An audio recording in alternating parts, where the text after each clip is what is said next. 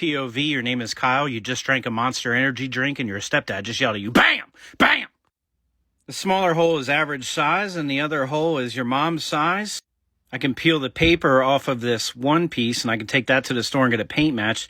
Now, I was going to treat this as two separate patches, but there's a stud right in the middle and I figured it would be... I'm just going to do one patch instead of two. So I measure the width and the height, and then we're going to transfer that to a scrap piece of drywall I had in the van, get myself a straight edge, score that with a razor knife, and then you can fold it like this. And I'm falling under pressure. And then you cut through the back of the drywall like this. We're going to put that piece up on the wall, make sure the damage is covered by it. Trace the outline. I'm going to put an arrow facing up because they're never perfectly square. This way you put it... You need to cut it. Your price is way too high. You need to...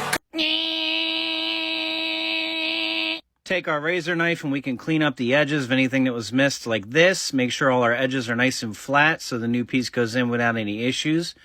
Piece of scrap wood and a coarse thread drywall screw. Scrap wood needs to be longer than the opening. Put a screw on each end of there. Hey, Matt, do you know what time it is? Yeah, it's 1/4 kilo past 1.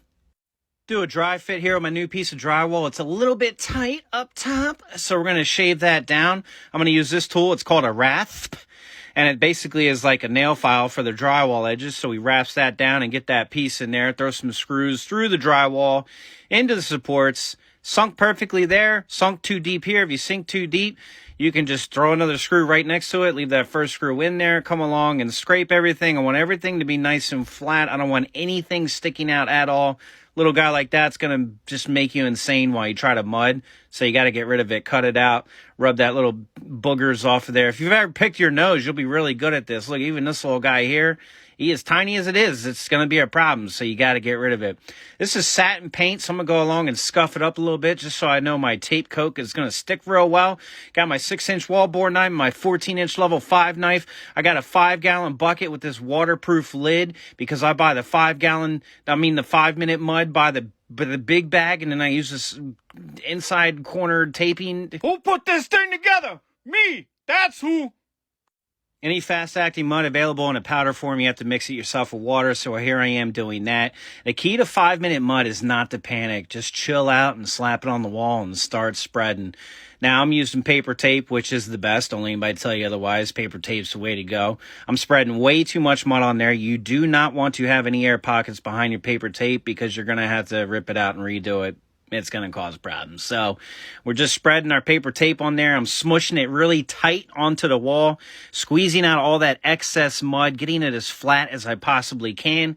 And we're going to speed it up here because who the hell wants to watch, 5 minutes of me spreading mud? But here you go. Check it out.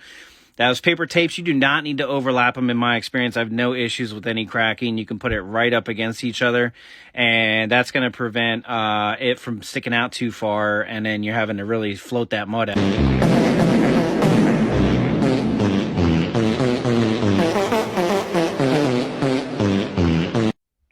Hurry up and fucking draw!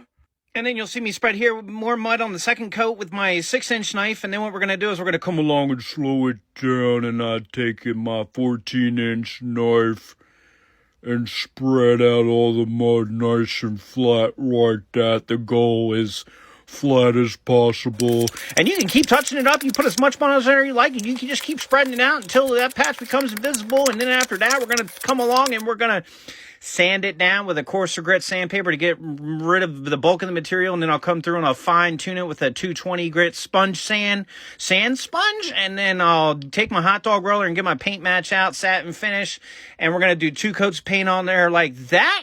And I am telling